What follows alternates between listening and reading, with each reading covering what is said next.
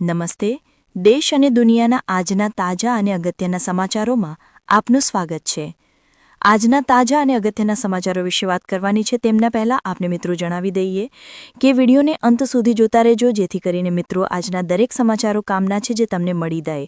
અને મિત્રો, ગુજરાતના રોજે રોજના જો તમે સમાચારો મેળવવા માંગતા હોય તો વિડીયોને લાઇક કરી ચેનલને મિત્રો જરૂરથી સબસ્ક્રાઇબ કરી લેજો. તો મિત્રો, આજના પ્રથમ સમાચારો વિશે વાત કરીએ તો ખેડૂતોને દેવા માફ નહીં થાય તો મિત્રો ગામે ગામ આંદોલન થશે. ગુજરાતના ખેડૂતોના હક અને પ્રશ્નોને વાંચા આપવા માટે ગુજરાત કોંગ્રેસ દ્વારા 6 નવેમ્બરે સોમનાથથી ખેડૂત આક્રોશ યાત્રાની શરૂઆત કરવામાં આવી હતી. તો આ યાત્રા આજે દ્વારકા ખાતે પૂર્ણ થઈ ગઈ છે. તો જ્યાં મિત્રો ગુજરાત પ્રદેશ પ્રમુખ અમિતભાઈ ચાવડાની અધ્યક્ષતામાં ભવ્ય જનસભાનું આયોજન કરવામાં આવ્યું હતું.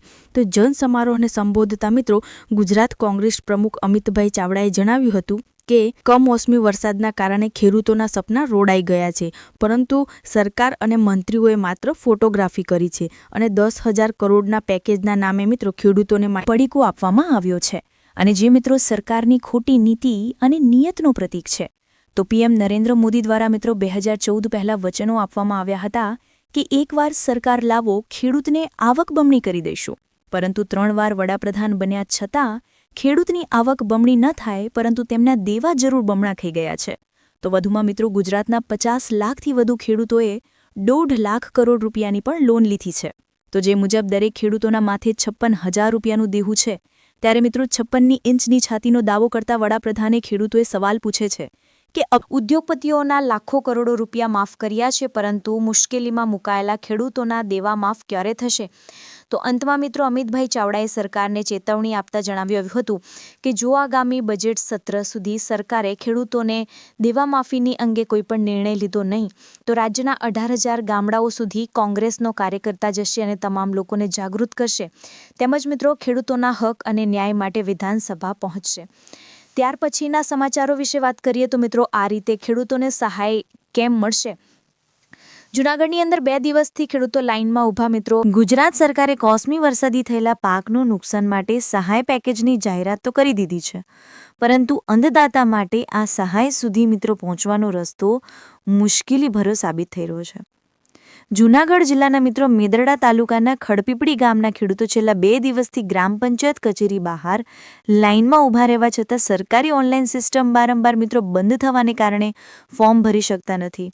તો ગામના મિત્રો વીસી વિલેજ કમ્પ્યુટર એન્ટરપ્રેન્યોરના મધ્યે સર્વર ચાલે તો 5 મિનિટનું કામ છે, પરંતુ હાલ મિત્રો 5 કલાક લાગી જાય છે. ખેડૂતો રાત સુધી રાહ જોવા છતાં ફોર્મ ન ભરાતા આક્રોશિત રહ્યા છે અને આ પ્રક્રિયાને લોલીપોપ જેવી સહાય ગણાવી છે. એક તરફ તો મિત્રો કમોસમી વરસાદે ખેડૂતોના મોઢે આવેલો કોળિયો છીનવી લીધો છે, તો ખેતરના ખેતર પણ ધોવાઈ ગયા અને પાક પણ મિત્રો નાશ પામ્યો. હવે જ્યારે મિત્રો સરકારે સહાયની જાહેરાત કરી છે ત્યારે મિત્રો આશા માત્ર એ સહાય પર ટકેલી છે, પરંતુ સરકારી ઓનલાઈન સહાય મેળવવાની પ્રક્રિયા હવે ખેડૂતો માટે માથાનો દુખાવો બની ગઈ છે. ત્યાર પછીના સમાચારો વિશે વાત કરીએ તો આતુરતાનો અંત. મિત્રો બસ હવે 4 દિવસ બાદ ખેડૂતોના ખાતામાં આવશે 21મો હપ્તો. પ્રધાનમંત્રી કિસાન સન્માન નિધિ યોજનાનો 21મો હપ્તો મિત્રો તમામ ખેડૂતોના, નાના ખેડૂતો અને જે પણ ખેડૂતો લાભ લઈ રહ્યા છે તેમના ખાતાની અંદર મળી જશે. તમને મિત્રો જણાવી દઈએ કે 4 દિવસ બાદ એટલે કે મિત્રો 19 તારીખે એટલે કે 19 નવેમ્બર 2025ના રોજ તમામ ખેડૂતોના ખાતાની અંદર 21મો હપ્તો મોકલી દેવામાં આવશે. આ જાહેરાતની જાણકારી 14 નવેમ્બરે પીએમ કિસાન યોજનાના સત્તાવાર એક્સ હેન્ડલ પર આપવામાં આવી હતી. તો પોસ્ટમાં મિત્રો સ્પષ્ટપણે લખવામાં આવ્યું કે પીએમ કિસાનના 21મો હપ્તો 19 નવેમ્બર 2025ના રોજ ટ્રાન્સફર કરવામાં આવશે. મિત્રો આ યોજનાનો લાભ એવા ખેડૂતોને આપવામાં આવી રહ્યો છે જેમની જમીની વિગતો પીએમ કિસાન પોર્ટલમાં છે, તો જેમના બેંક ખાતા આધાર સાથે જોડાયેલા છે અને KYC પૂર્ણ થયું છે. તો આ યોજના વૈશ્વિક સ્તરે સૌથી મોટી મિત્રો ડાયરેક્ટ બેનિફિટ ટ્રાન્સફર એટલે કે DBT પહેલમાં એક તરીકે ઉભરી આવી છે. ખાસ કરીને મિત્રો તમને જણાવી દઈએ કે જો તમે મિત્રો પીએમ કિસાન યોજનાનો લાભ લઈ રહ્યા છો અને તમે મિત્રો હજી સુધી KYC કરાવ્યું તો વહેલી તકે મિત્રો KYC કરાવી લેજો, જેથી કરીને મિત્રો તમારો જે પણ 21મો હપ્તો છે તે મિત્રો અટકે.